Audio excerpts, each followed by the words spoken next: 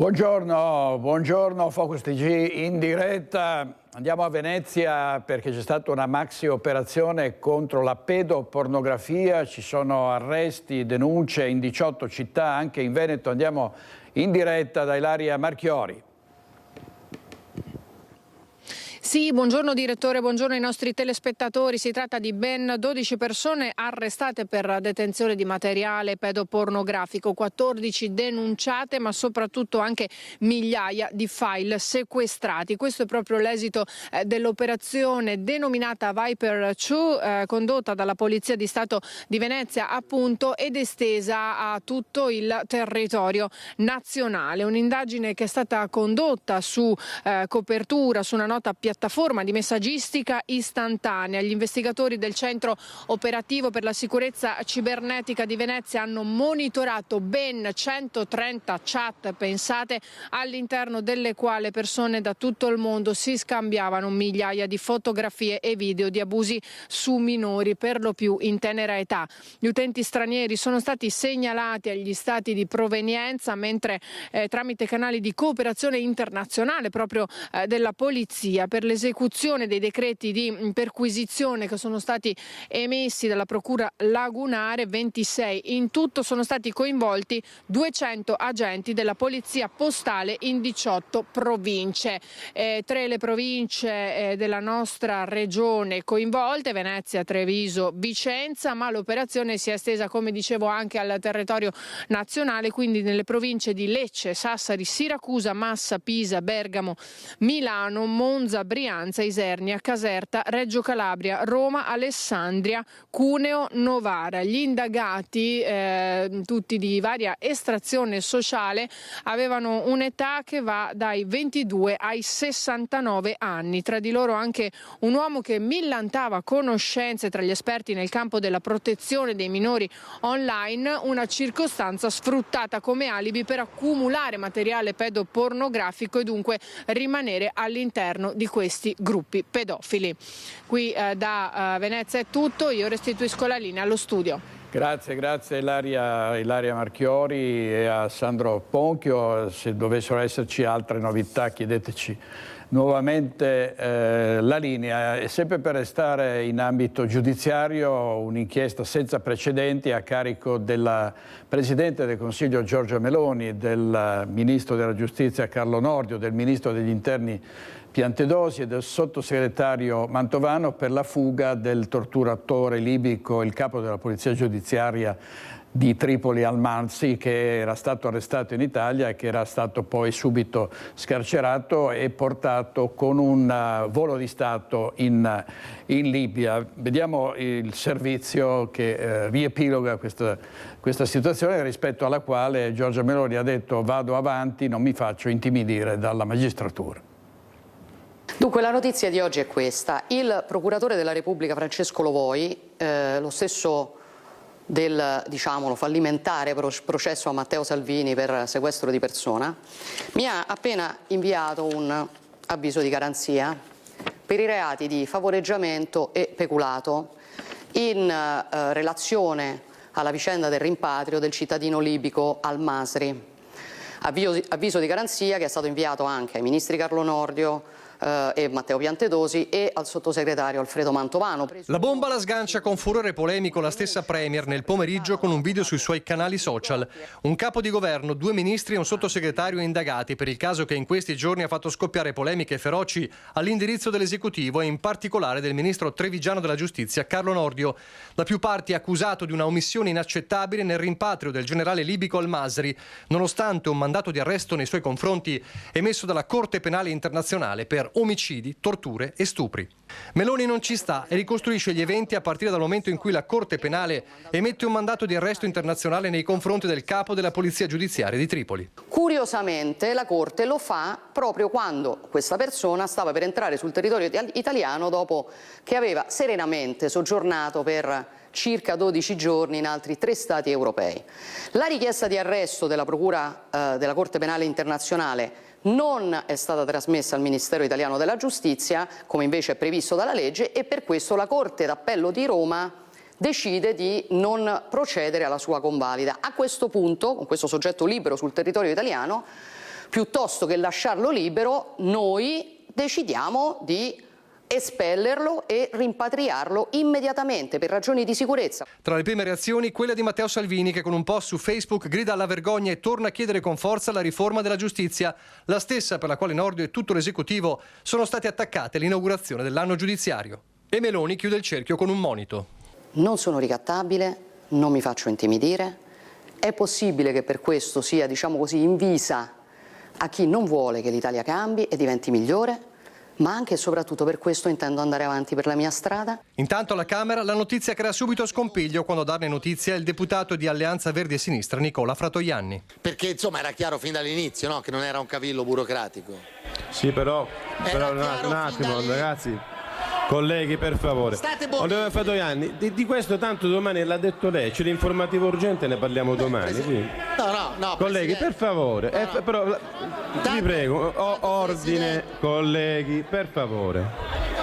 Tanto, Fratoianni, per suo tramite consiglierei diciamo, un po' di relax, ecco, ai colleghi della destra. Va bene, però dico della vicenda Almati, domani c'è l'informativa urgente. No, però Presidente abbia pazienza. Prego. Io parlo di quel che voglio se è attinente alla materia. Non c'è dubbio, ma siccome Almati... la Corte Penale Internazionale, se permette, la notizia è una avviso di garanzia alla Presidente del Consiglio, al Ministro degli Interni e al Ministro della Giustizia in relazione al caso Al-Masri è perfettamente attinente al dibattito che stiamo facendo. Ma difatti, collega Fratoianni, non è che io l'ho tolto la parola.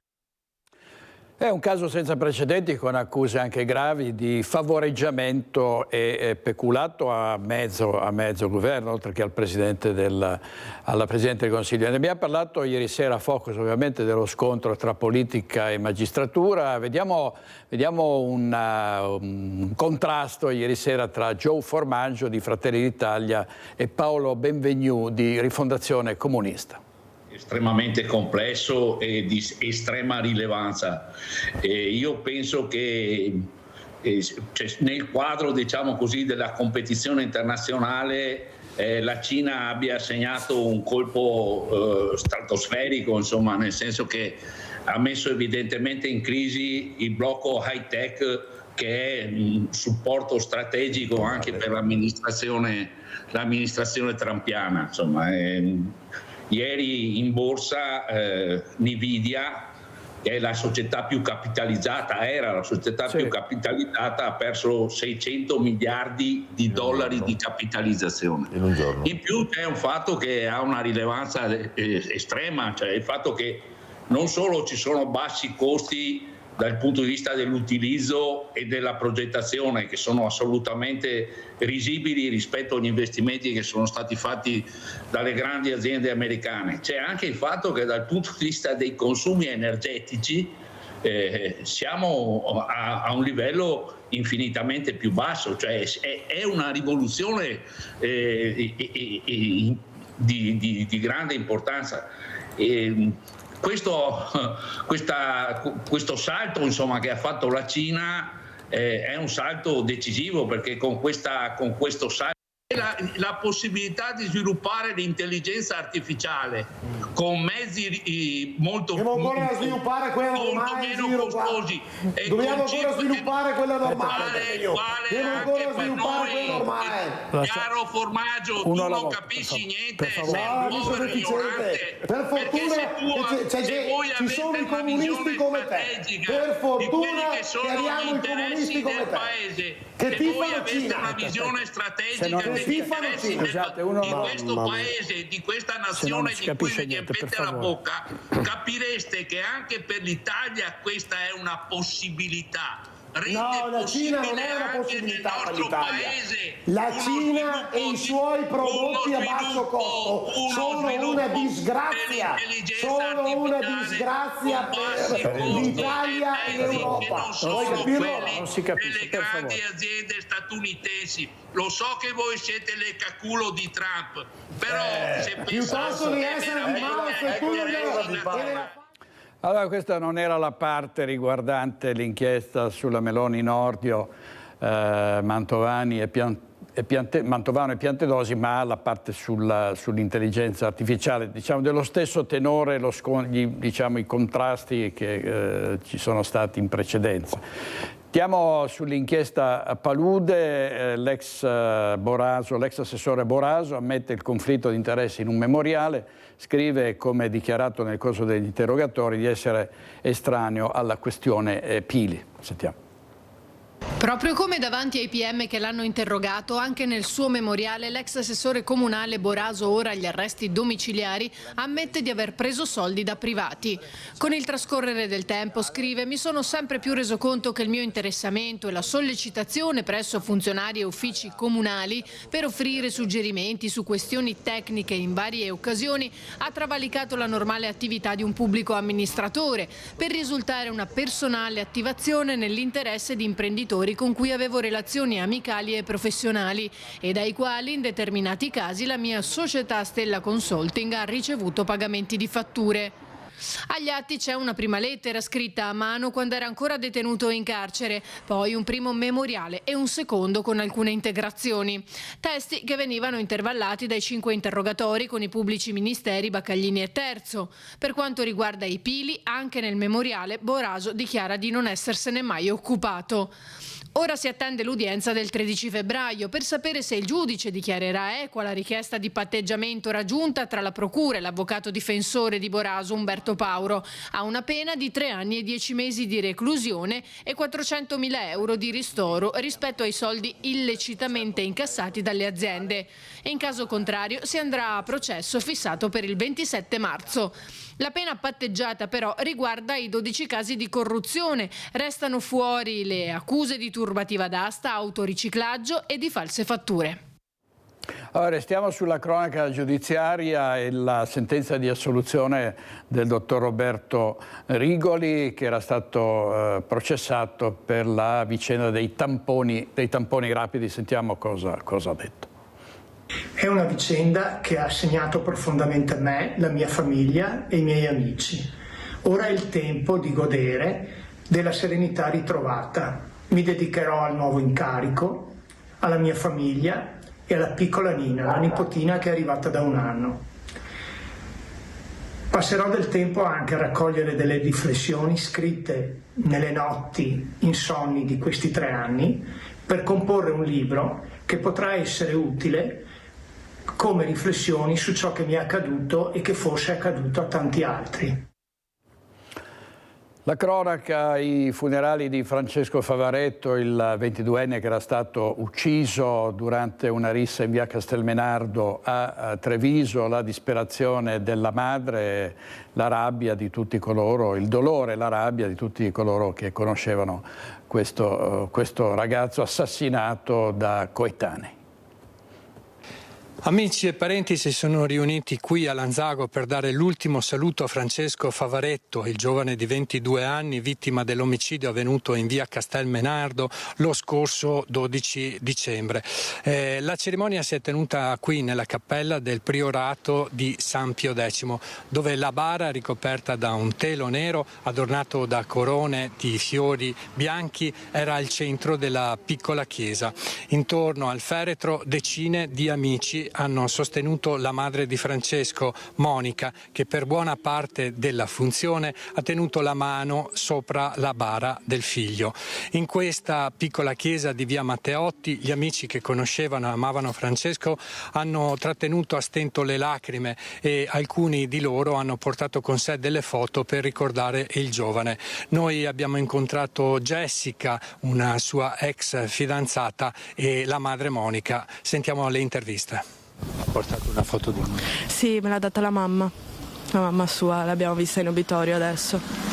Sì. Una giornata triste? Tanto triste, è stato il mio primo amore, il primo tutto, è un dolore grande, non doveva morire così, come nessun altro dovrebbe morire di una morte così crudele, perché è stata una morte crudele, veramente crudele. Non così più, per salvare la ragazza. Per salvare tutti i ragazzi, veniva per casa, mese drogai e brontolava col papà e mio figlio era sempre un soccorso e l'ultima lo accompagnava a morte. che era in un posto pacifico prima. Ecco Francesco in paradiso. Io ieri l'ho visto in centro, mi ha chiamato mamma, sono qua nel bar dove andava, e quindi io sono viva perché vedo mio figlio. Non è una cazzata che sto dicendo, questo è l'amore che avevo per Francesco. Eccolo qua, grazie a voi, mi raccomando, non tante bugie. Lui è un angelo ormai, lui è un angelo. Anche i ragazzi, i suoi amici lo vede, che appare. Abbiamo delle manifestazioni che Francesco è con noi, quindi è meno pesante la cosa. Ciao a tutti. Insomma, il dolore della mamma di Francesco Favaretto, e proprio anche in seguito a questa vicenda il sindaco di Treviso ha annunciato che anche Treviso avrà una zona rossa e che comprenderà il quadrante della stazione dei treni. Grande attenzione sul tema della sicurezza, e utilizzeremo anche lo strumento delle zone rosse, che ci consente quindi di aumentare il livello di controllo e soprattutto di allontanare le persone che sono già state segnalate. Treviso avrà le zone rosse, anzi un'unica zona rossa con al centro la stazione dei treni. Lo strumento previsto dal decreto sicurezza a firma del ministro dell'Interno Matteo Piantedosi, che si era inizialmente stabilito di non utilizzare in città perché ritenuto non necessario, non solo è allo studio ma sta prendendo anche dei contorni ben precisi. Stiamo mettendo a fuoco soprattutto la zona della stazione dei treni, che storicamente è stata sempre una delle zone più delicate. Credo che sarà l'unico quadrante interessato da questa opportunità delle zone rosse, che di fatto impedisce a persone che sono macchiate di un certo tipo di reati e anche che sono state più volte segnalate per comportamenti scorretti di continuare a stazionare in quel quadrante. Zone rosse fortemente volute dal Ministero e perorate dalle prefetture. D'altro canto i ripetuti fatti di cronaca tra stazione e via Roma spingono a sfruttare il pugno duro che la norma consente in termini di allontanamento dei soggetti a rischio. L'obiettivo è quello di continuare ad alzare il livello di attenzione da un punto di vista della sicurezza. Nei prossimi giorni partiranno anche dei lavori, un altro stralcio di lavori di riqualificazione di via Roma. A breve procederemo anche con l'incrementazione dell'illuminazione pubblica, la rimozione dell'edicola, per poi successivamente andare a installare una sorta di stazione fissa, un punto di presidio fisso delle forze dell'ordine. Ordine pubblico e immigrazione. Conte usa toni più morbidi anche sull'ex caserma Serena, dove vengono accolti i migranti. Se fino a poche settimane fa tuonava di volerne chiedere al ministro la chiusura, oggi parla solo di sogno al momento irrealizzabile. Chiedere oggi al ministero di chiudere la caserma Serena quando i flussi sono in continuo arrivo sarebbe quantomeno provocatorio e irresponsabile. È altrettanto vero che Treviso non è più disponibile ad accogliere altri numeri. Allora, parla di zone rosse per la prima volta anche il sindaco di Padova, Sergio Giordani.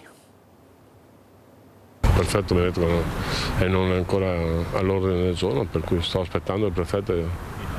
Anche ieri ci ho parlato, vediamo cosa succede. Zona rossa non sarà il termine poi usato, non esiste, è stato inventato non so come, perché sarà un territorio delimitato, se si sarà.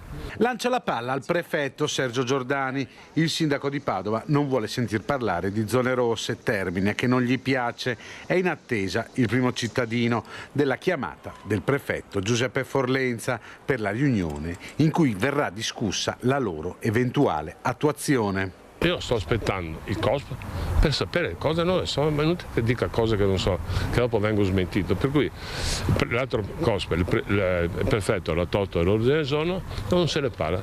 Finché non sono novità non ne parliamo. Non so le cose, mi invento le cose, non è simpatico. Dopo la segnalazione della polizia è partita anche la pulizia dei muri dalle scritte ingiuriose, un'operazione che deve però rispettare i limiti della burocrazia, sottolinea Giordani.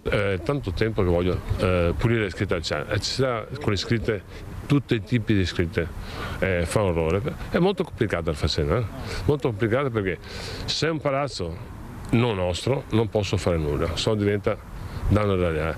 Se è nostro lo puliamo sempre, se è offensivo lo puliamo sempre, se è dei cittadini devo pulire loro, se no in teoria dovrei fare il lavoro ed evitare loro, un casino, non è molto semplice, è sarà 2 anni che ne parlo con la capo del gabinetto, la dottoressa Fiorita.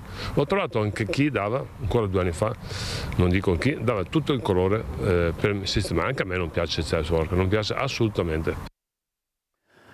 Ed è ancora un giallo l'uccisione di un 23enne assassinato a Padova 33 anni fa, sembra per uno scambio di persona. La procura chiede di archiviare il tutto. Andiamo in diretta da Valentina Visentin.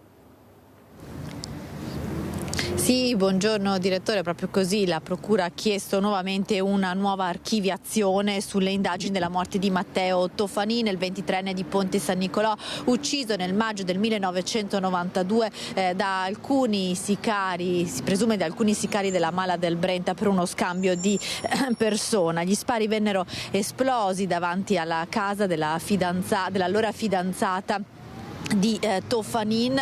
Il ragazzo la stava riaccompagnando a casa e la ragazza abitava vicino alla casa di un boss della Mala del Brenta, Marino Bonaldo, oggi 72enne, che si trova in carcere. Sarebbe stato lui il vero obiettivo dell'agguato. La sfortuna ha voluto che Matteo Toffanin si trovasse in quel luogo e che avesse in quel giorno nelle sue disponibilità una macchina, la macchina di un parente, che era del tutto simile, una Mercedes bianca, simile alla Mercedes bianca che guidava proprio Marino Bonaldo. Il ragazzo venne raggiunto da una scarica di colpi e il suo omicidio resta tuttora irrisolto perché i colpevoli non sono mai stati identificati. Le indagini erano riprese 2 anni fa per volontà del procuratore del PM Roberto D'Angelo, che aveva avviato nuove indagini sulla base di un'intercettazione che era stata rilevata in carcere tra alcuni ex esponenti della Mala del Brenta, in cui si indicava come i possibili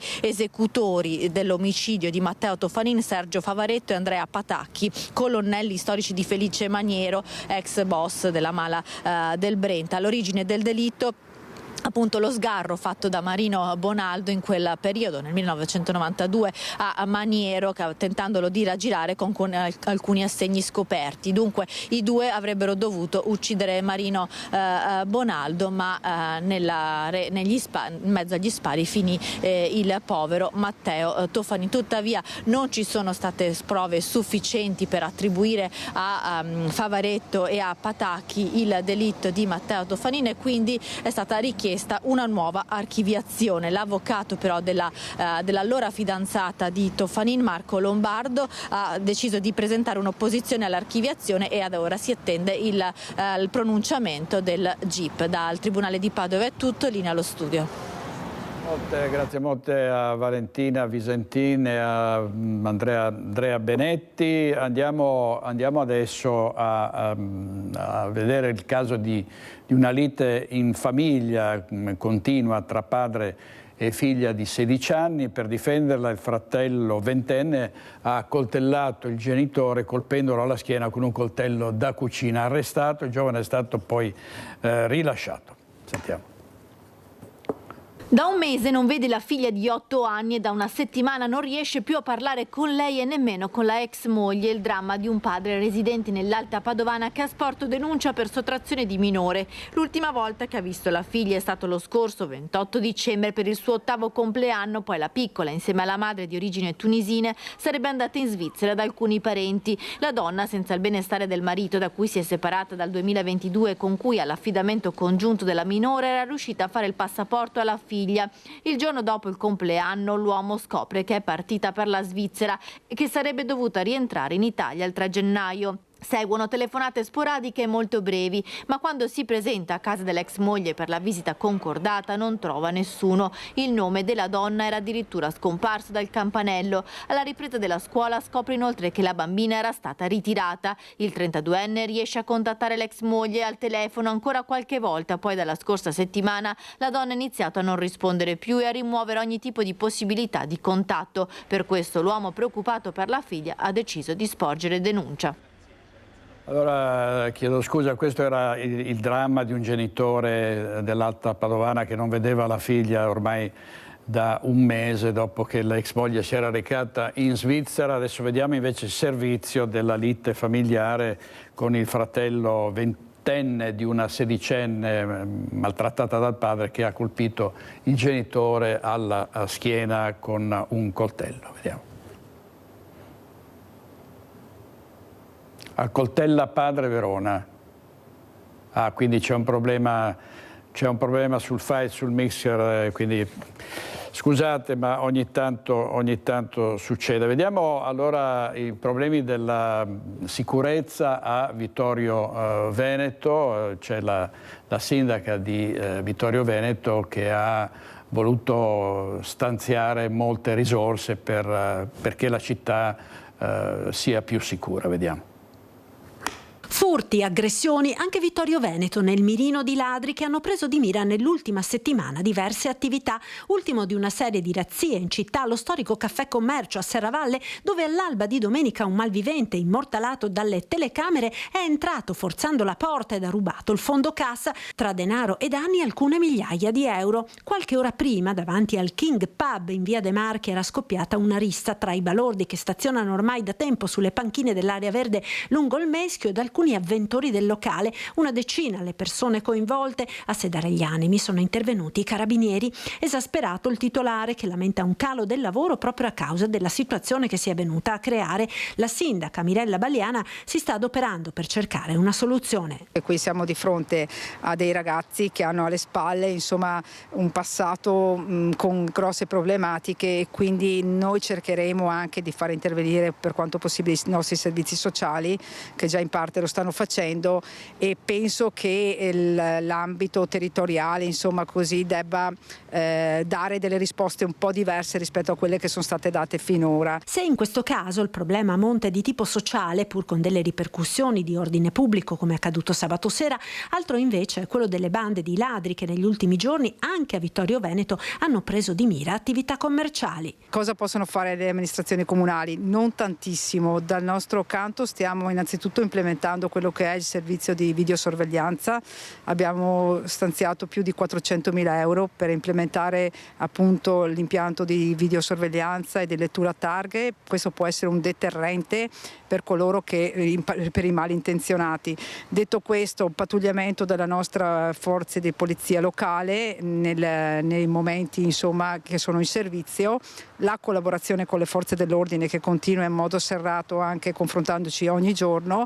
E l'ultima cosa che ci rimane da fare è un appello insomma alla prefettura e alla questura per un rinforzo anche sui nostri territori di quella che è la presenza delle forze dell'ordine. La sindaca ha scritto al prefetto affinché i rinforzi di carabinieri e polizia vengano a supportare non solo il capoluogo della Marca ma anche i comuni della Pedemontana, dove comunque si stanno intensificando i reati predatori. Magari sono meno gravi rispetto appunto al comune capoluogo, però ci sono, si stanno intensificando e naturalmente noi dobbiamo cercare di prevenirli in tutti i modi, e quindi sì, anche i comuni, voglio dire, come Vittorio Veneto, Conegliano e nella zona alta del Trevigiano vanno naturalmente attenzionati dalla parte degli organi competenti.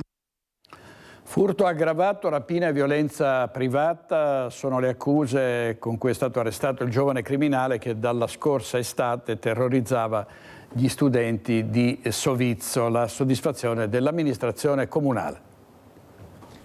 Come amministrazione di Sovizzo siamo contenti di questo arresto, poiché quel ragazzo aveva creato molta preoccupazione tra i giovani, in quanto aveva preso di mira degli adolescenti o poco più, andandoli a rapinare anche con delle minacce. I genitori erano talmente preoccupati di questa situazione che avevano cominciato a presiedere la piazza Manzoni di Sovizzo durante i fine settimana, e i toni si stavano facendo molto pesanti. A bersagliare di rapine e minacce studenti tra i 16 e i 25 anni, non solo a Sovizzo ma anche ad Altavilla Vicentina, un 23enne nato a Vicenza da genitori extracomunitari, nulla facente e di fatto senza fissa dimora.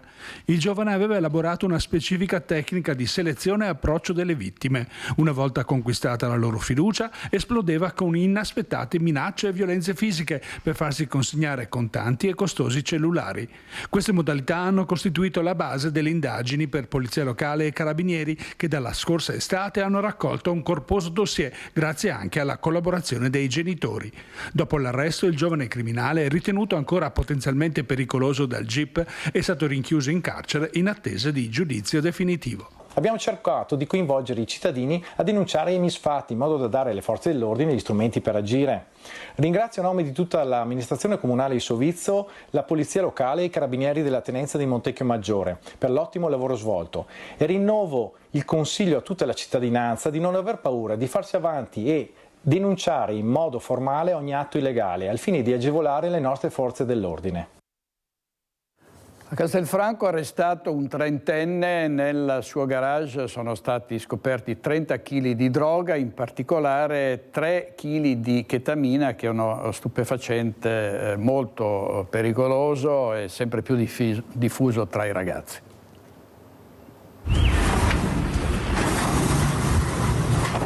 Un garage adibito a deposito di droga pronta ad essere immessa nel mercato locale, verosimilmente destinata per la maggior parte ai giovani. Sequestrati oltre 30 kg di droga, tra cui oltre 3 di chetamina. L'operazione dei militari dell'Arma del nucleo radiomobile di Castelfranco, che hanno arrestato un uomo di 30 anni originario del posto e protagonista di un vasto giro di spaccio di sostanze stupefacenti. Le perquisizioni dei carabinieri hanno portato a sequestrare in totale 20 kg di marijuana, 7,5 kg di hashish, 2 di cocaina e poi sostanze come MDMA, chetamina ed ecstasy, corrispondenti a quasi 700 pasticche. Trovati oltre 61.400 euro in contanti, ritenuti provento dell'attività di spaccio. Gli investigatori hanno inoltre rinvenuto bilancini di precisione e telefoni cellulari utilizzati per gestire la rete di distribuzione. A preoccupare la grossa quantità di chetamina rinvenuta e destinata ai giovani. La sostanza, un anestetico usato in ambito medico e veterinario, è sempre più popolare come droga d'abuso nei contesti giovanili, inalata o ingerita per ottenere i suoi effetti dissociativi, che comprendono un forte senso di euforia, alterazioni sensoriali e la percezione di distaccamento dalla realtà. Operazione, quella dei militari dell'Arma, che si inserisce nell'ampia attività di contrasto alla diffusione di sostanze illecite. Infuria la polemica a Bassano del Grappa sulla nuova cittadella giudiziaria, perché il procuratore di Napoli della Repubblica di Napoli, Nicola Gratteri, ieri ha parlato di un tribunalino. Sono anni che i bassanesi aspettano un tribunale della Piedemontana e adesso ci sono altri bastoni tra le ruote. Sentiamo. Loro stanno aprendo un tribunale piccolo a Bassano del Grappa, vogliono aprire altri tribunali, ma con quali soldi, con quali magistrati? Ecco come viene descritto il progetto del Tribunale della Piedemontana dal procuratore della Repubblica del Tribunale di Napoli, Nicola Gratteri, ospite di Lili Gruber a 8,5. Un tribunale piccolo. Un tribunalino, insomma, ma andate a dirlo al 500.000 di abitanti delle 3 province interessate dal progetto, andate a dirlo a sindaci, assessori, consiglieri comunali, avvocati, notai, professionisti che si sono esposti per questa struttura. Andate a dirlo alle categorie economiche e produttive che quello che chiedono a gran voce è un tribunalino. Anzi, giusto per eliminare ogni dubbio, ecco cosa dice di questo progetto chi ha contribuito a metterlo nero su bianco. 530.000 abitanti non sono pochi. Secondo le categorie dettate dal Ministero, un tribunale è grande sopra i 450.000 abitanti, per cui è e sarà un tribunale grande.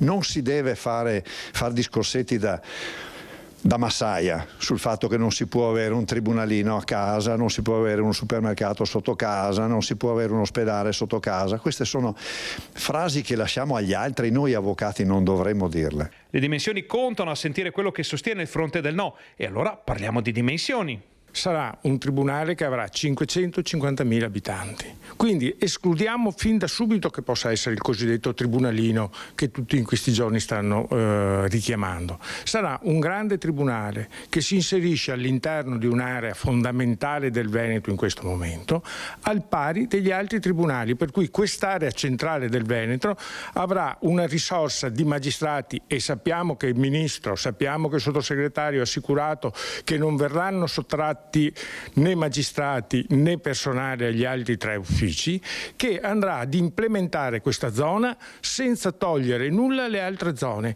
Insomma, per chi vuole conoscere a fondo il progetto per poterlo giudicare, ci sono incartamenti, dati, numeri, tutti piuttosto precisi e tutti piuttosto interessanti. Volendo anche gli altri potrebbero conoscerlo fin nei minimi particolari. Per pigrizia o per altro non riportano i concetti esatti e corretti di questo tribunale. Ed è questo che dà fastidio, perché se criticassero il merito è un conto. Venire a raccontare frottole è tutta un'altra cosa e non è corretto, soprattutto in un momento come questo particolarmente delicato in tema giustizia. Allora, ieri sera a Focus abbiamo parlato anche di questo, c'era un esponente della lista È il momento in Consiglio Comunale a Bassano del Grappa. Sentiamo. Come siete rispetto a questa questione? Sì, allora, io penso che come bassanesi, come amministratori di Bassano, su questo bisogna ed è fondamentale rimanere uniti sul volere anche a Bassano questo tribunale che comunque ha portato negli anni una vita nella città e potrà continuare a portarlo. Questo mi permette di fare una riflessione su quello che è anche il sistema territoriale. Qui c'è tanto il tema provinciale, Vicenza non vuole rispetto a Bassano, è un po' come si sono formati anche i nostri territori nel corso degli anni. Quando c'è stato al tempo la presunta, che poi non è stata fatta del tutto, abolizione delle province, si è andato verso il sistema territoriale dove ancora adesso si stanno sviluppando tante progettualità, dagli ATS a tante altre progettualità, si è cominciato a pensare a una governance del territorio fatta su territori proprio che potessero essere il più possibile uniformi, e questa è anche la sfida che porta questo tipo di tribunale e che porta anche tutto quello che può essere un investimento territoriale che vada al di là delle province. Io ho sempre fatto questa critica anche su quelle che sono le strutture un po' dei partiti tradizionali, strutture fatte con circoli locali e poi dei circoli provinciali che vanno a mettere un po' un cappello su quella che è la decisione locale, e il tema del tribunale secondo me negli anni ha avuto proprio questo tipo di problematica, ovvero una provincia che è la provincia di Vicenza, che è andata a toccare una sorta di governance che è la governance territoriale che a Bassano è fatta sul territorio della Pedemontana, su un territorio che comunque è molto omogeneo, e su questo noi dobbiamo continuare ad insistere, con forze anche che possano parlare al di là degli schemi politici, degli schemi partitici, perché possono andare a riportare la prossimità. Allora, questo era Manuel Remonato ieri sera a Focus. Adesso andiamo a Breganze perché si ricorda spesso, per fortuna lo si fa spesso, l'orrore, l'esodo, le tragedie della guerra, anche con delle rievocazioni importanti come questa. Andiamo da Vanessa Banzato e dall'operatore Andrea Benetti. Gli alpini di Breganze e il gruppo storico Monte Grappa stanno incontrando i ragazzi e le ragazze delle scuole medie per raccontare loro tutti quegli elementi, quegli anelli di contatto tra passato e presente, tra quanto accade più di 100 anni fa durante la Grande Guerra 15-18, gli elementi legati al profugato e all'esodato che sono in maniera strettissima legata a quanto sta accadendo oggi anche nella nostra Italia. E allora con me la professoressa Rosanna Borghesan, che ha tenuto proprio questa lezione introduttiva per spiegare quanto passato e presente siano legati strettamente. Partiamo dal concetto che la storia si impara e si studia partendo dal presente. È importante capire ciò che succede oggi vicino a noi, nei nostri paesi, nel mondo, per capire cosa la storia ci ha o non ci ha insegnato.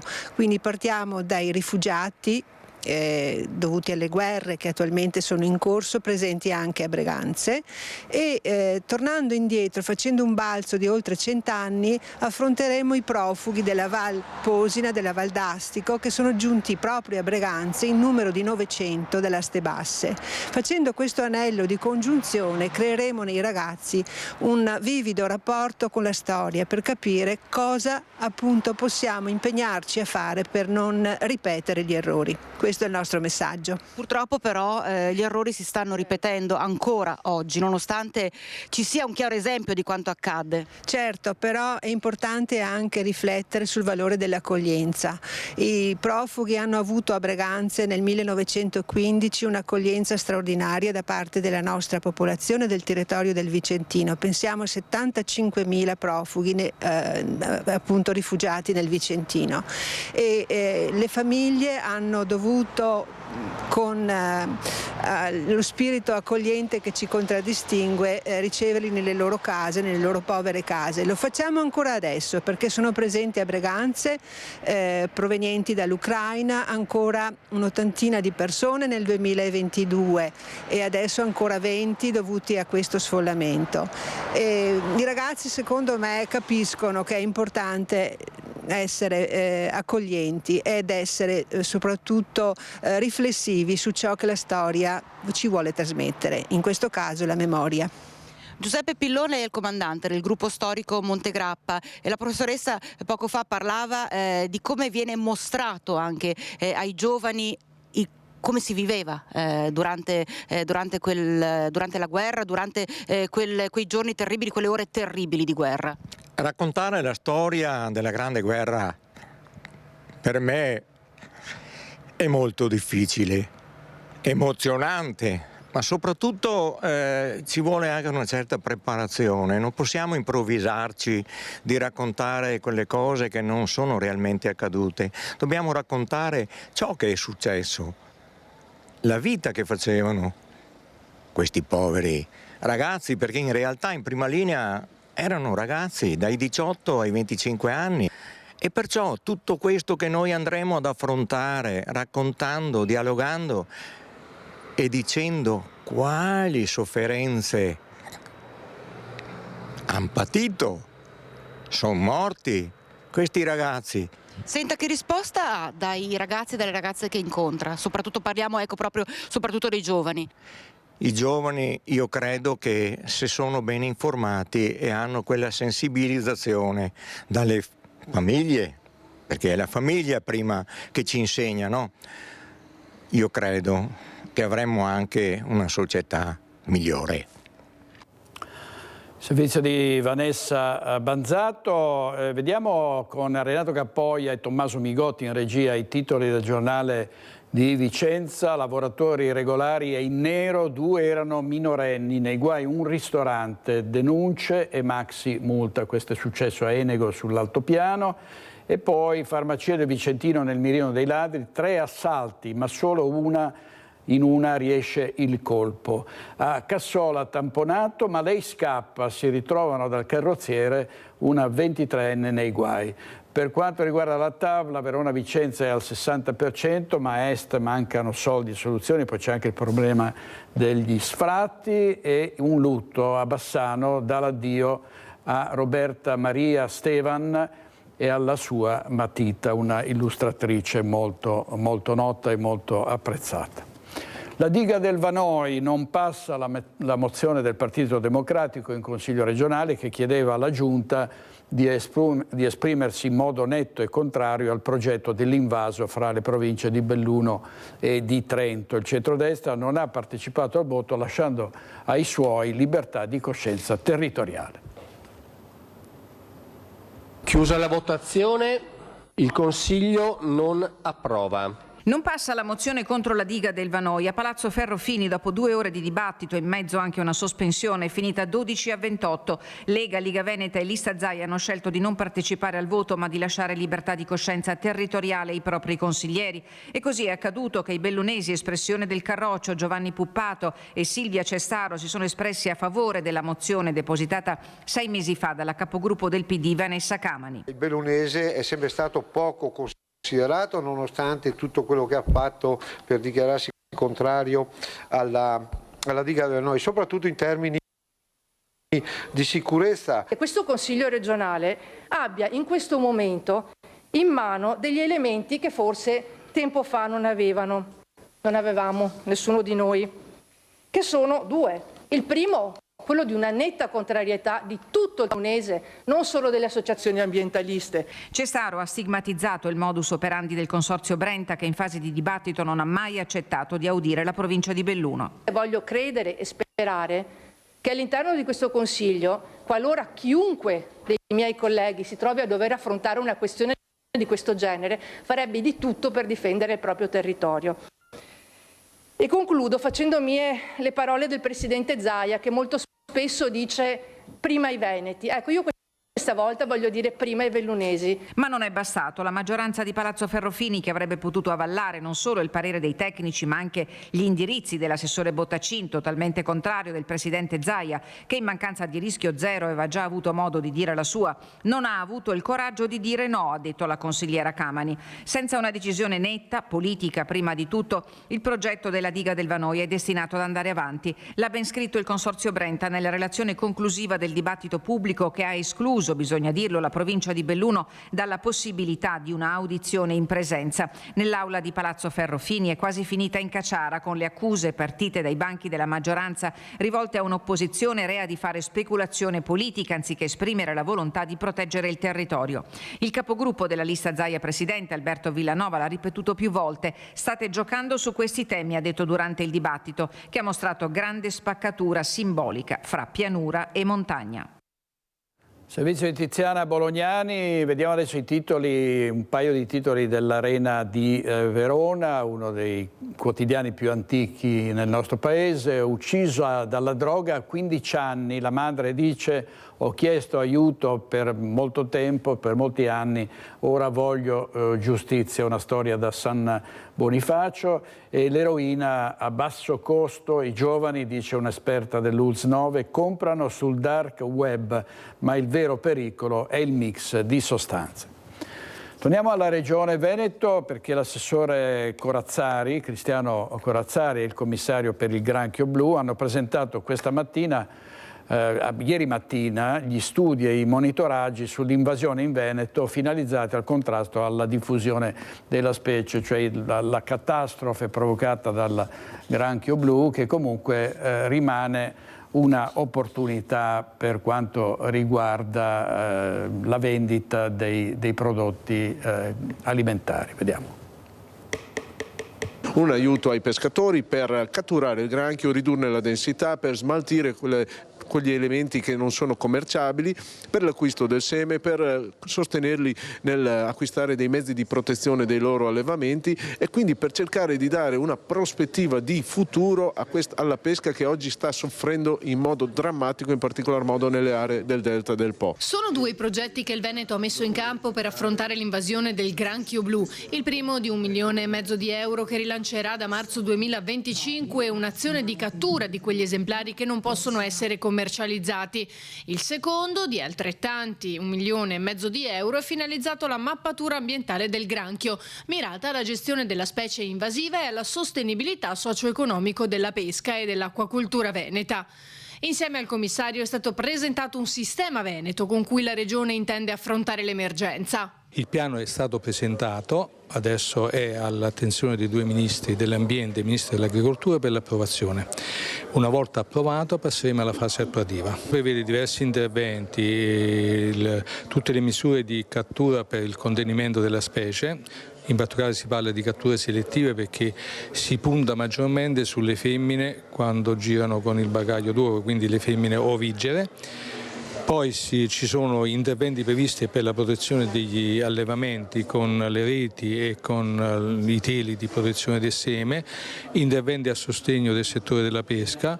C'è l'attività di monitoraggio e una banca dati che rafforzerebbe quella previsione che già c'è a livello europeo sul granchio blu e in particolare sulle specie aliene. Poi inizieremo con il granchio blu e la banca dati poi sarà aperta anche alle altre specie aliene. La giornata è stata l'occasione per tracciare il bilancio del progetto realizzato nel 2023 dalla Regione, che ha portato i primi dati scientifici sull'invasione della specie aliena. Nelle sole aree lagunari sono state rimosse 1.000 tonnellate di esemplari, 1.900 invece nel 2024. Ma dove finiscono? Abbiamo già dei contratti stipulati da operatori della nostra regione con paesi esteri per esportare questo granchio. Chiaro che non potrà mai essere sostitutivo della realtà esistente della pesca, della molluschicoltura, della venericoltura. Quindi deve essere un'opportunità in più, ma non possiamo considerare che il granchio vada a sostituire questo settore, che invece deve essere preservato.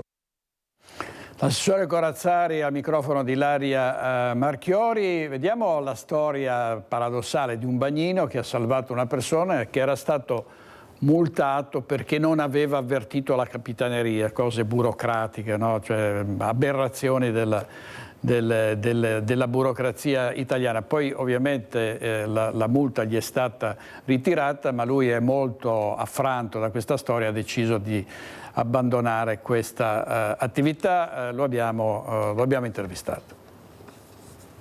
Dopo 30 anni quasi, molto probabilmente smetterò di fare questo lavoro. All'origine della scelta ci sarebbero soprattutto motivi personali, ma probabilmente quello che è accaduto al bagnino Saverio Amato la scorsa estate, multato per aver salvato la vita a una turista che stava annegando a Cavallino Treporti e non aver contestualmente avvisato la Guardia Costiera come da regolamento, gli ha lasciato l'amaro in bocca.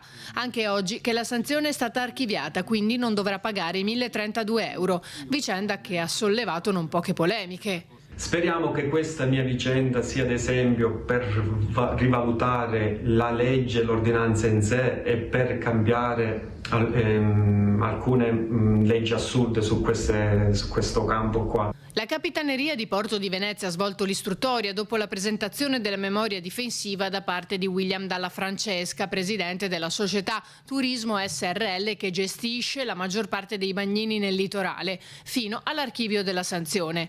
Amato però non vuole che la sua decisione sia presa ad esempio, soprattutto in un momento particolarmente difficile per il settore, e lancia un messaggio. Non deve essere un esempio per i giovani, perché io ho una famiglia e quindi sto cambiando un po' il mio obiettivo, e quindi incito ai giovani di farsi avanti e mettersi in campo per fare questo mestiere che è il più bello del mondo.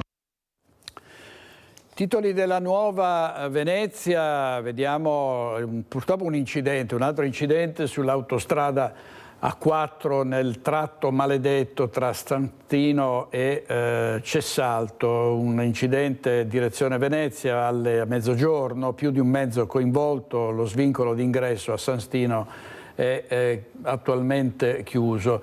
E poi altri titoli: la disperazione di un papà, mia figlia sottratta dalla madre, non so dove sia, attacchi, hacker e truffe con i bitcoin, tutte le scuse per truccare le fatture di Boraso. Calcio Teglio nel mirino, quarta spaccata in 6 mesi, continuano i furti, le spaccate, e l'assalto alla Vinoteca delle Guglie a Venezia, sparite damigiane e 30 bottiglie. E poi armi abusive in casa, arrestato un 80enne a San Donà di Piave. È stata approvata all'unanimità la mozione dei consiglieri regionali Zecchinato e Maino per la restituzione della medaglia olimpica di Pechino 2008 alla famiglia di Davide Rebellin. Rebellin, che ricorderete era stato travolto e ucciso da un camionista tedesco. La famiglia chiede l'impegno in giunta affinché la figura del campione sia riabilitata attraverso la restituzione della medaglia. Per noi Luisa Bertini e Simone Squarcina con i consiglieri regionali Silvia Maino e Marco Zecchinato. Una mozione approvata all'unanimità, quella presentata dai consiglieri regionali che sono in mia compagnia Silvia Maino e Marco Zecchinato, per la restituzione della medaglia olimpica di Pechino 2008 alla famiglia del campione vicentino Davide Rebellin. Un primo passo. Un primo passo, ma decisamente molto importante, perché c'è stata l'unanimità e il consenso dell'intero Consiglio regionale, che ha accettato la nostra proposta di combattere, di portare avanti questa battaglia e di restituzione di una medaglia dovuta che purtroppo Davide, lo sappiamo, non potrà più ricevere, però è doveroso che venga restituita alla famiglia perché è la sua medaglia. Lui è stato assolto pienamente dalle accuse, è un grande campione, è un campione che fino a 51 anni è stato in sella e quindi un grande campione veneto. Io lo dico sempre, ha portato grande il nome del Veneto nel mondo e quella medaglia deve ritornare a lui. È un po' anche per riportare il suo valore, la sua credibilità. Certo, lui ha fatto una grandissima battaglia anche da un punto di vista giudiziale per riavere questa medaglia e lo ribadisco molto chiaramente, lui è stato assolto con la formula più piena, il fatto non sussiste, quindi la sua dignità di corridore e di uomo gli deve essere ridata. Ecco, da qui in avanti quali saranno i passaggi? Beh, naturalmente la nostra è stata un'azione per portare la luce su questo fatto, insomma, di giustizia sportiva, ma anche di giustizia umana e anche un fatto di eticità. La medaglia va restituita e per cui abbiamo cercato di portare alla luce nuovamente questa cosa, che peraltro era già stata citata anche dal presidente del CONI Malagò, mi sembra qualche anno fa.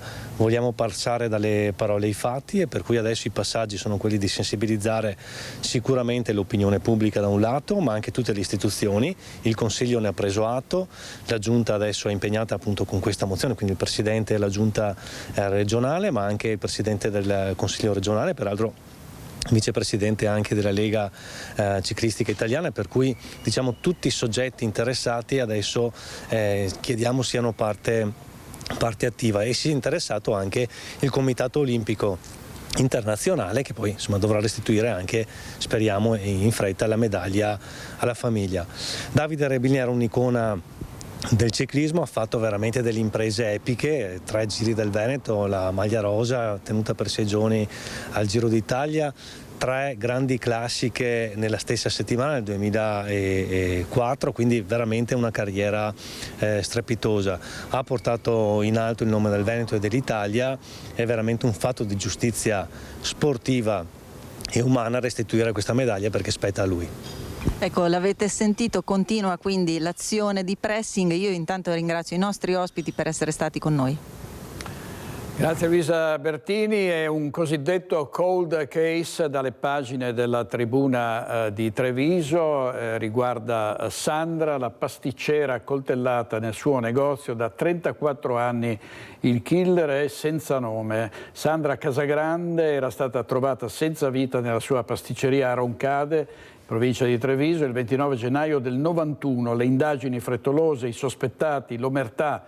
20 anni dopo, il DNA del killer su 3 banconote e una telefonata anonima fanno ripartire le indagini, ma che si chiudono per ora con un nulla di fatto, un delitaccio che era finito anche su chi l'ha visto diversi anni fa. Andiamo in pubblicità con Renato Cappoi e Tommaso Vigò, torniamo subito, state con noi.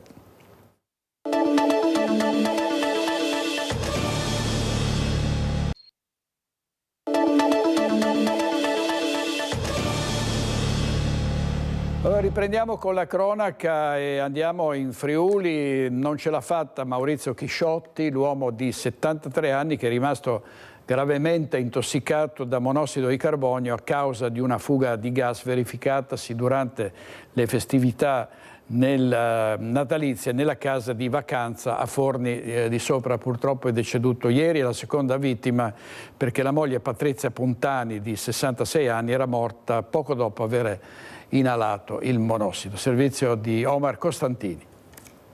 Purtroppo non è servita la lunga battaglia dopo l'intossicazione dei giorni di Natale. Maurizio Chisciotti non ce l'ha fatta. È morto martedì 28 gennaio all'ospedale Santa Maria degli Angeli di Pordenone e ha inflitto alla famiglia un altro gravissimo lutto dopo la morte della moglie Patrizia Pontani. Il dramma si era consumato nella notte tra Natale e Santo Stefano nella casa di Forni di Sopra, sconvolte ancora le comunità di Pordenone, dove vivevano, e di Montemurlo, provincia di Prato, da dove erano originari. Le esalazioni di monossido di carbonio per una fuga di gas sono state alla lunga fatali per l'uomo, 73 anni, ricoverato in condizioni critiche da settimane. Prima a Tolmezzo, poi a Cattinara nelle camere iperbariche e infine a Pordenone. Proprio lo spostamento vicino casa aveva fatto presagire un lieto fine per Maurizio, che invece si è dovuto arrendere. Un dramma consumato dopo la gioia di aver comprato all'asta la casa per le vacanze invernali, dove i coniugi hanno incontrato la morte. Si è salvata la figlia, Laura, rientrata dalla Toscana per l'occasione nella quale viveva col fidanzato, proprio colui che ha allertato i soccorsi dopo il sospetto silenzio nei messaggi della fidanzata. Ora per lei, dimessa dalla casa di cura di Cariaggi in Toscana la settimana scorsa, resta l'immenso dolore di questo secondo lutto. Nemmeno papà Maurizio ce l'ha fatta, unito nel tragico destino alla mamma Patrizia. Sconforto anche per la comunità pordenonese, che perde un amico e un uomo impegnato nel sociale, stimato soprattutto per il suo impegno all'interno dell'associazione Casa del Volontariato, che gestisce l'accoglienza dei frequentatori tra la Cittadella della Salute e il Policlinico San Giorgio.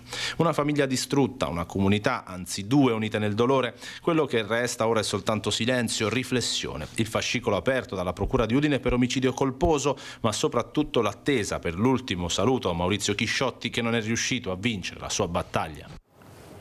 Furti e rapine anche a Trieste, ci sono questi predoni dell'est che arrivano fino in Veneto ma che ovviamente svolgono la loro attività anche in Friuli Venezia Giulia, a ridosso del confine sloveno. Un furto in un tabacchino, questa volta nel centro della città. Ancora un colpo in una tabaccheria nel centro di Trieste. Siamo alla tabaccheria edicola Ginnastica in via Ginnastica, dove questa notte un ladro ha forzato la porta, è riuscito a entrare per rubare circa 1.500 euro fra fondo cassa e gratta e vinci. È scattato l'allarme, il ladro non è riuscito a compiere appieno il suo colpo, infatti ha lasciato ancora qui il sacco che aveva portato con sé proprio per asportare più merce possibile. All'interno ci sono i vetri della porta sfondata, che però è stata prontamente sostituita questa mattina. Sul fatto indaga la polizia, che ha acquisito le immagini delle telecamere di videosorveglianza. Dalle riprese la titolare, che ha preferito non comparire a video, ha descritto il ladro come un uomo di grossa corporatura e molto probabilmente straniero. L'uomo ha sfondato il vetro della porta d'ingresso appoggiandosi con la schiena e dando colpi con il sedere e con il tacco della scarpa. Una volta dentro è scattato l'allarme, che ha compromesso le sue iniziali intenzioni di portar via un bottino maggiore. È il secondo episodio nel giro di pochi giorni, quando un altro esercizio, un bar tabaccheria in viale 20 settembre, è stato preso di mira dai ladri, che hanno rubato il fondocassa e diversi pacchetti di sigarette. Gulotta della nostra redazione di Trieste. C'è stata un'operazione della Guardia di Finanza nell'Alta Padovana, siamo tornati in Veneto, per la prevenzione della ludopatia. Controllate 2 attività in cui le slot restavano accese anche negli orari non consentiti. Più di 500 slot irregolari scovate dai finanzieri della Compagnia di Cittadella in 2 esercizi commerciali nei comuni di San Giorgio in Bosco e Loreggia. Gli apparecchi sono stati trovati accesi al pubblico anche nella fascia oraria di interruzione imposta da una normativa regionale. I controlli hanno permesso di segnalare ai comuni competenti, che emetteranno le sanzioni, che partiranno da un minimo di 250.000 euro ad un massimo di 800.000 euro, con proposta di sospensione della licenza. Non solo questo però, perché per la normativa antiriciclaggio i gestori dovevano identificare i clienti vincitori di somme pari o superiori ai 500 euro, cosa che non è avvenuta in 4 casi. A questi si sommano anche i 152 casi simili rilevati dai finanzieri della Compagnia di Este nei confronti di una società operante nel settore della gestione di apparecchi con vincite in denaro. Truffatori in azione anche in Friuli Venezia Giulia. Di nuovo torniamo a Trieste per vedere come sia stata tratta in inganno una donna, ed è un continuo ripetersi di fatti, di episodi in cui persone molto ingenue cascano nella rete di questi imbroglioni. Sentiamo. Suo figlio in tribunale ha causato un incidente, per farlo tornare a casa ci deve versare la somma di 60.000 euro. E questo in sintesi il contenuto della telefonata ricevuta da un 82enne residente a Borgo Zindis nel comune di Muggia. L'ennesima truffa telefonica con il metodo del finto incidente occorso a un parente della vittima.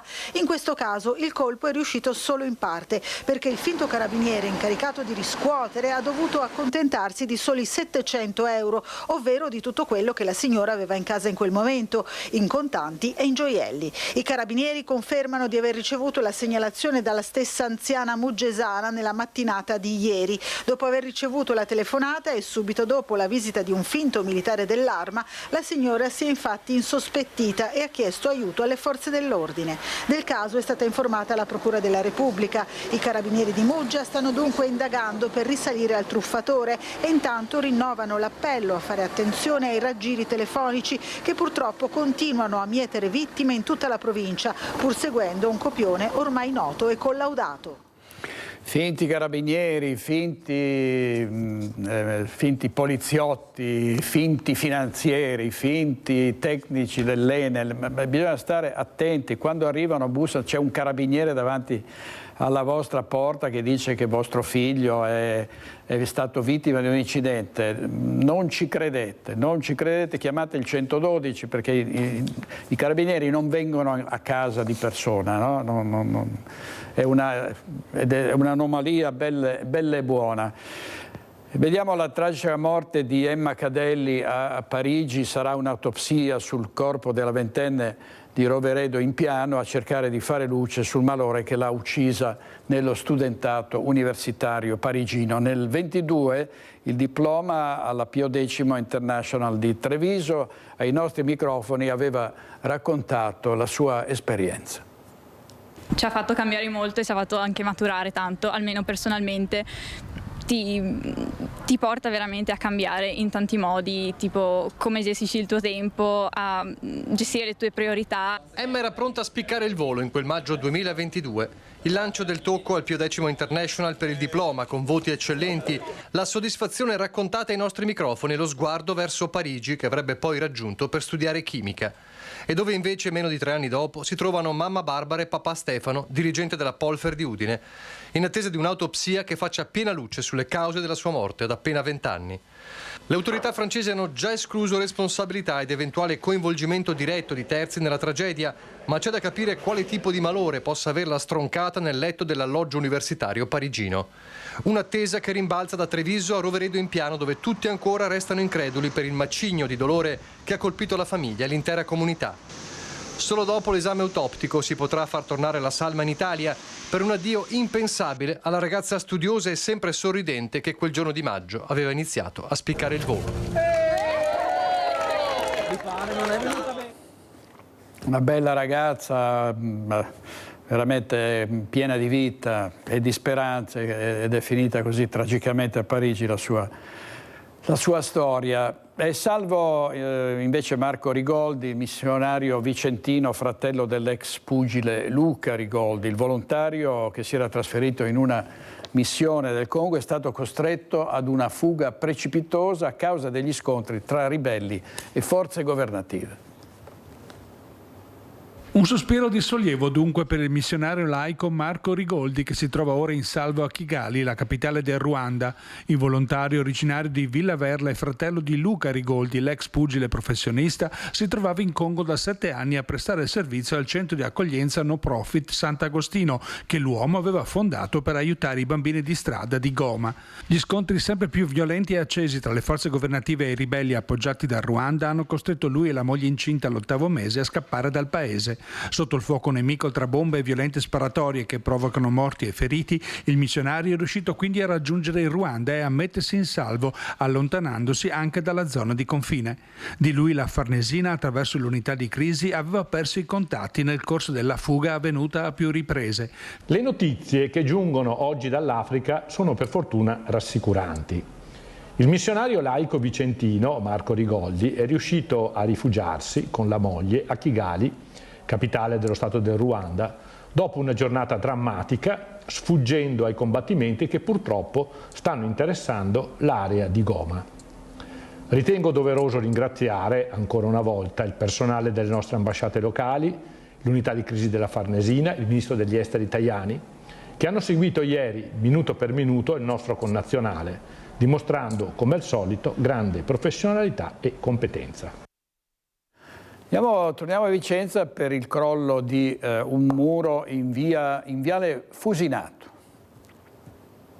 Un crollo, il muro di cinta di viale Fusinato che si sbriciola e invade improvvisamente marciapiede e carreggiata. Il tutto a mezzanotte, quando fortunatamente non passavano persone né auto. Immediato l'intervento dei vigili del fuoco e della polizia locale che hanno transennato l'area del crollo, riaprendo in mattinata la strada a doppio senso. Una notata di pioggia, la fragilità del terreno che può aver inciso, si susseguono monitoraggi e sopralluoghi. La prima cosa questa notte è stato mettere in sicurezza il luogo, ripristinare la viabilità.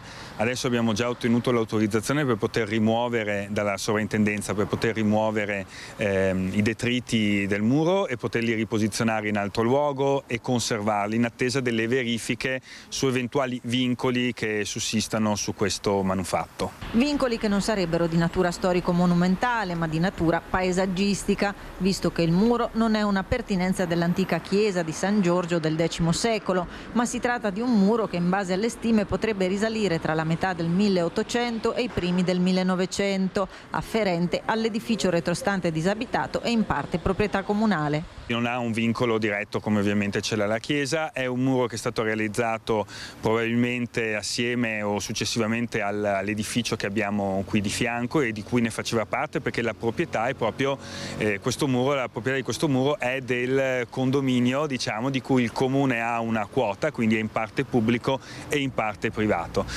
Sicuramente dovremo provvedere a puntellarlo perché c'è una parte che è crollata che dobbiamo rimuovere, ma un'altra parte che risulta inclinata rispetto alla verticale, quindi dovrà essere messa in sicurezza.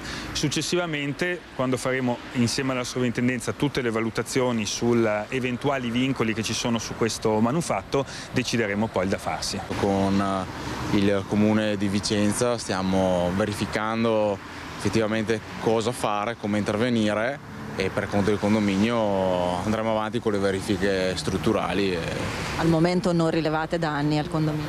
No, al momento no. Questo è il primo sopralluogo che facciamo, quindi valutiamo con ingegneri insieme al Comune MCPS. Curiosità e preoccupazione per le persone del quartiere che si sono svegliate con la brutta sorpresa. Abito 1 chilometro più avanti e mi dispiace molto che siano cadute queste mura, questo muro antico così. Non so se si poteva evitare. Io non ho sentito assolutamente niente, me l'ha scritto poi mia figlia questa mattina che ha letto. Mi dispiace, però è un pezzo di storia che è cascata. E torniamo a Romano Dezzelino, dove abbiamo già parlato di un rettilineo che è via Roma, che per alcuni automobilisti diventa quasi una pista da Formula 1 e c'è stato un incidente, anzi diversi incidenti nei giorni scorsi. Solo per casualità o forse per l'orario serale, l'incidente stradale che si è verificato a Romano Dezzelino in via Roma non ha causato danni gravi a persone. La vettura uscita di strada non ha coinvolto pedoni, ciclisti o altri veicoli. Qui c'è stato un incidente sabato sera legato principalmente all'alta velocità e alla distrazione. Da prime informazioni ufficiose chi era alla guida era il cellulare, di conseguenza in base a questo i danni che sono stati provocati sono proprio riconducibili a questa guida imprudente e a una distrazione, visto che l'uscita è stata autonoma. La spesa per ripristinare i 2 lampioni distrutti è di circa 6.000 euro. Il tratto rettilineo è costeggiato da abitazioni e attività commerciali e ha un limite di 50 km/h. Essendo la strada di competenza provinciale, il Comune non può installare deterrenti di alcun genere. Non possiamo fare dossi e non possiamo mettere velox per dissuadere chi passa a velocità superiori a quella che è consentita. È necessario che ci sia una maggiore flessibilità da parte di chi governa queste infrastrutture. Noi siamo pronti a fare la nostra parte, i cittadini devono fare la loro, perché nel momento in cui viene installato un velox o vengono messi dei dissuasori il problema è di tutti i giorni, quindi bisogna avere un compromesso tra queste due necessità. Episodi come questo o anche più gravi si prevengono rispettando il codice della strada o con controlli da parte della polizia locale. C'è un però. Il problema è questo: noi abbiamo 5 agenti e la maggior parte, se non la totalità degli incidenti avviene dopo le 19, che è l'orario di termine delle pattuglie che abbiamo nel comune di Romano. Occhio ad abbandonare i rifiuti per le strade, perché ci sono le telecamere di sorveglianza che possono sorprendere gli ecovandali. È successo a una famiglia di 3 persone. L'obiettivo della telecamera li ha ripresi mentre abbandonano dei rifiuti presso l'ecocentro di via Tommaso Salsa a Carbonera. È grazie a alcune fototrappole che una famiglia è stata sorpresa in flagrante. Che sono tra le altre cose anche residenti di Carbonera e verranno poi ovviamente multati con una multa abbastanza importante, perché può sfiorare i 500 euro. Le indagini hanno individuato una famiglia di 3 persone domiciliata a pochi chilometri dall'ecocentro. Sebbene avessero ritirato o utilizzato i contenitori per la corretta differenziazione dei rifiuti, secondo le indagini avrebbero in più episodi abbandonato diversi cartoni lungo la recinzione esterna del sito. Questo ha spinto la vigilanza ambientale fondamentale del Consiglio di Bacino Aprigula a intensificare i controlli anche con le fototrappole. Le immagini catturate hanno conseguentemente permesso di risalire al mezzo utilizzato per il trasporto dei rifiuti, collegandolo direttamente alla famiglia, che ora dovrà anche pagare delle sanzioni aggiuntive poiché il veicolo utilizzato era sottoposto a fermo amministrativo. Oltre a questo bizzarro ma da raccontare che il veicolo utilizzato per l'abbandono era un veicolo sottoposto a sequestro, quindi ci saranno anche delle azioni sotto quel preciso motivo. Il Comune e il Consorzio Bacino Aprigula combattono da tempo questi fenomeni di abbandono illecito di rifiuti che comportano anche un costo aggiuntivo per la società. E non poco, perché ovviamente dobbiamo intervenire nell'immediatezza per evitare che ci siano ulteriori abbandoni in questi siti dove c'è l'abbandono seriale, e questo ricade su tutti i cittadini che con le loro tasse pagano questo tipo di attività.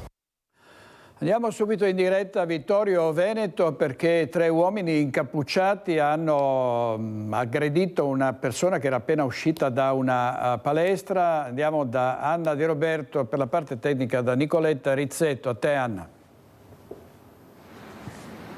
Vai, sì, direttore, buongiorno. Siamo a Vittorio Veneto e siamo in via Buonarroti. Contrariamente a quanto si era preso inizialmente, ieri sera c'è stata un'aggressione, una persona è uscita di casa ed è stata aggredita da 3 uomini incappucciati, e dovrebbe essere successo proprio qui, secondo le testimonianze che stiamo raccogliendo proprio in loco, perché inizialmente sembrava che questa persona fosse stata aggredita una volta uscita da una palestra. In realtà aveva con sé una sacca con indumenti igienici, quindi evidentemente stava andando in palestra. Erano le 20:30 di ieri sera, stava uscendo di casa e proprio nell'atto di uscire di casa è stato raggiunto da 2 persone, è stato colpito ad una gamba e queste persone gli hanno strappato la borsa di dosso. Da qui le urla: aiuto, aiutatemi. Diverse persone che vivono nei condomini qui ci hanno confermato di aver sentito le urla di questa persona, circa sui 50 anni, residente proprio qui in questa via, e proprio un vicino di casa è sceso ed è venuto a dargli una mano. Quando è arrivato il vicino di casa, i 3 sono scappati a bordo di una Mercedes. Quindi 3 uomini incappucciati che lo hanno aggredito, volevano rapinarlo. Le urla evidentemente li hanno spaventati, e soprattutto l'arrivo di questa persona, di questa seconda persona in suo aiuto. Questa persona, siamo riusciti ad identificarne l'identità, non vuole parlare, non vuole rilasciare alcuna dichiarazione, però chi lo conosce dice che in questo momento è molto scosso per quanto accaduto. Ha già depositato una denuncia presso il comando dei carabinieri. Non ha ferite gravi, è stato colpito ad una gamba probabilmente con un taser, ma anche queste sono informazioni parziali che riusciremo a confermarvi soltanto questa sera nel corso dei nostri telegiornali. Comunque è l'ennesima aggressione. Alle 20:30 della sera in 3 l'hanno raggiunto e hanno iniziato a spintonarlo per portargli via la borsa, salvo poi desistere e scappare via. Ancora la cronaca ci riporta a Vittorio Veneto, dopo i furti anche le rapine, ed è successo proprio qui nella via dalla quale vi stiamo parlando. Siamo in via Buonarroti, all'altezza più o meno del Civico 6. Grazie molte, grazie ad Anna Di Roberto e a Nicoletta Rizzetto in diretta da Vittorio Veneto. Vediamo invece un altro Bomba Day a Montebello Vicentino. In prefettura è stato organizzato dopo l'ultimo che era stato fissato per il 15 di dicembre. Un ordigno che è stato ritrovato nella zona dei cantieri della TAV. Sentiamo. Bomba Day, ancora uno, l'ennesimo. A Montebello Vicentino ormai il ritrovamento di ordigni della Seconda Guerra Mondiale è diventato un grande classico. L'ultimo è stato rilevato a 10 metri da dove si trovava la bomba fatta brillare il 15 dicembre, sempre nel cantiere dell'alta velocità sulla linea ferroviaria accanto all'autostrada A4. È stato rinvenuto questo nuovo ordigno bellico a fianco, a soli 10 metri di distanza dal precedente. L'ultimo Bomba Day l'abbiamo effettuato il 15 dicembre, quindi adesso ci apprestiamo stiamo a fare un nuovo Bomba Day, il terzo per la nostra comunità. Oggi in prefettura si è tenuta la prima riunione tecnica a cui ha partecipato il sindaco di Montebello, Dino Magnabosco. L'ordigno pesa 230 kg e misura 1,25 m di lunghezza. Fu sganciato dall'aviazione americana, infatti è gemello di quello ritrovato a novembre e fatto brillare a dicembre. È stata analizzata la criticità riguardante appunto l'ordigno bellico e le fasi da seguire durante la procedura che riguarderà il Bomba Day. La procedura sarà la stessa, quindi avremo chiusura della linea ferroviaria e chiusura dell'arteria autostradale. Insomma, Montebello si prepara a vivere il terzo Bomba Day in 3 anni. Il primo il 24 aprile del 2022, il secondo il 15 dicembre del 2024 e adesso si punta a individuare una domenica probabilmente a febbraio del 2025. L'area delle operazioni avrà un raggio come l'ultima volta di 468 metri e saranno evacuati gli stessi 94 residenti. Bomba Day ricalcherà il precedente, i cittadini interessati saranno sempre gli stessi e cercheremo di migliorare e quindi diminuire i disagi per la popolazione interessata.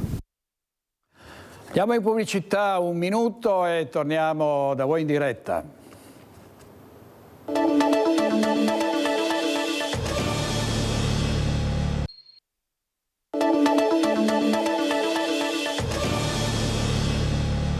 Tutta la sua eredità, il reparto di oncoematologia pediatrica di Padova è il testamento di una 90enne padovana da anni residente a Trieste.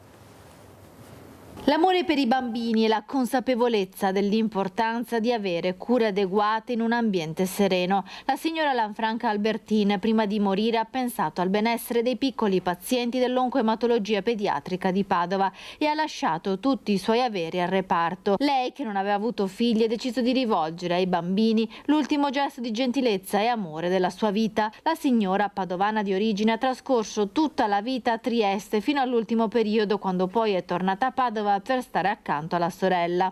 Ad aiutarla nel suo ultimo desiderio di sostenere i bambini meno fortunati, l'avvocato triestino Federico Pastor. La signora, non avendo figli, ha voluto dare un gesto di umanità nei confronti di questi bambini sfortunati, malati di questa terribile malattia, e quindi evidentemente è stata spinta da questa solidarietà verso il reparto di oncologia pediatrica dell'ospedale di Padova. La signora Lanfranca Albertin è morta a quasi 90 anni nel 2021. L'iter burocratico per consentire il passaggio dei suoi averi è stato lungo, ma alla fine quanto disposto e vergato nel testamento è stato esaudito. La donazione, circa 100.000 euro, è arrivata nelle disponibilità del reparto di oncoematologia padovano. È stato un gesto veramente di grande amore nei confronti di bambini poco fortunati. Poi la pratica ha avuto un iter piuttosto complicato, perché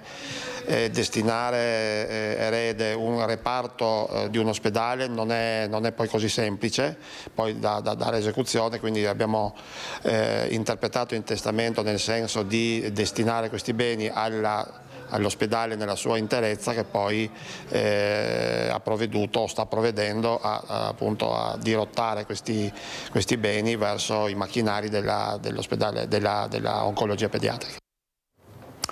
Addio all'architetto Alessandro Lillo, scomparso a 62 anni, era da oltre 25 anni responsabile dell'ufficio tecnico del comune di Roncade. Domani alle 15 funerali nella chiesa di Santa Maria delle Rovere. Si è spento per delle complicanze cardiache l'architetto Alessandro Lillo, 62 anni, responsabile dell'ufficio tecnico del comune di Roncade. Una morte improvvisa e prematura che lascia nel dolore la figlia Elena, la compagna Paola, le sorelle Antonella e Stefania e tutti coloro che avevano avuto modo di conoscerne ed apprezzarne la professionalità e competenza, come la grande cultura e la simpatia che dimostrava sia sul lavoro che nella vita privata. Amava tantissimo Roncade, dove lavorava da oltre 25 65 anni, dicono l'attuale sindaco Marco Donadelle ed il suo predecessore Pieranna Zottarelli, lascerà un vuoto incolmabile. A dare la notizia della scomparsa dell'architetto Lillo è stato ieri sera proprio il sindaco in apertura del Consiglio Comunale. Consiglio Comunale che abbiamo comunque voluto portare avanti proprio perché all'interno c'erano dei punti da lui presentati e non vi nascondo che l'emozione nel portare avanti il Consiglio è stata tanta. In questo momento di grande dolore la famiglia ringrazia tutta l'equipe della cardiologia e della cardiochirurgia del Cafoncello per lo sforzo profuso e per l'empatia e la solidarietà dimostrata, e tutti noi di Antenna 3 siamo vicini alla collega Paola per la perdita del compagno Alessandro. I funerali dell'architetto Lillo sono stati fissati per giovedì 30 gennaio alle 15 nella chiesa di Santa Maria del Rovere, dove mercoledì alle 19 verrà recitato il rosario. Un pensiero va ai familiari, alla compagna Paola, alla figlia Elena, ai quali rinnoviamo le nostre più sentite condoglianze. Grazie Alessandro per tutto quello che hai fatto per la nostra comunità. Servizio di Marta Marangon, c'è stato un lutto anche a Villa del Conte, è morto a 100 anni l'alpino Vittorio Ometto, ultimo alpino sopravvissuto ai lager nazisti, era un testimone della storia. Lo avevamo intervistato lo scorso 4 maggio quando a Padova partecipò al raduno dei centenari veneti. Tanti bei ricordi, mia massa bei. È bello ricordarli, sì. Una vita di bei ricordi, quelli che gli ha regalato la famiglia, ma anche di ricordi dolorosi, indelebili, come quelli vissuti appena ventenne dal 1943 al 1945, quando per 30 mesi fu rinchiuso in un campo di concentramento nazista. L'alpino Vittorio Ometto è andato avanti proprio nel giorno della memoria. A marzo avrebbe compiuto 101 anni e lo scorso maggio, con il suo sorriso dolce e la sua storia incredibile, aveva partecipato al raduno record di centenari all'OIC di Padova. Lui li ricorda sempre i ragazzi delle scuole, perché abbiamo girato un po' tutte le scuole per fare testimonianza. Lei è stato in un lager, signor Vittorio? Sì. E si immaginava di arrivare a 100 anni poi? No, avrei 100 anni loro. A 20 anni ha detto una frase impressionante a pensarla oggi, che invidiava chi moriva. Questo è emblematico dell'esperienza che stava vivendo. La sua storia l'aveva raccontata per anni agli alunni delle scuole, la guerra, le torture, segni portati sul corpo dell'orrore vissuto nei lager. Con tenacia, Vittorio era riuscito a sopravvivere alle privazioni, alle ore infinite di cammino e di lavoro con pochissimo cibo, vedendo le persone morire accanto a lui. Ieri 9 amici e compagni e siamo sempre stati di partenza e tornati tutti nuovi. Dopo la guerra, la rinascita con la moglie Zita, con cui ha trascorso più di 70 anni a Villa del Conte. I funerali di Vittorio Ometto verranno celebrati domani pomeriggio alle 15 nella chiesa parrocchiale di Abbazia Pisani. Il sindaco Antonella Argenti ha proclamato il lutto cittadino, bandiera a mezz'asta e tutti gli onori per l'alpino Vittorio, testimone della storia e simbolo di una memoria che va preservata. Servizio di Valentina Visentino, un aggiornamento sul grave incidente avvenuto sulla A4 tra Cessalto e San Stino di Livenza, un tratto maledetto dove ci sono stati tantissimi incidenti, bilancio di un morto e di un ferito, molti veicoli coinvolti, uno di questi in particolare pare abbia centrato un auto articolato che era fermo in una lunga coda. È tutto per oggi, grazie, ci vediamo stasera a Focus alle 21:15, grazie ai nostri registi Renato Cappoia e Tommaso Migot, buona giornata.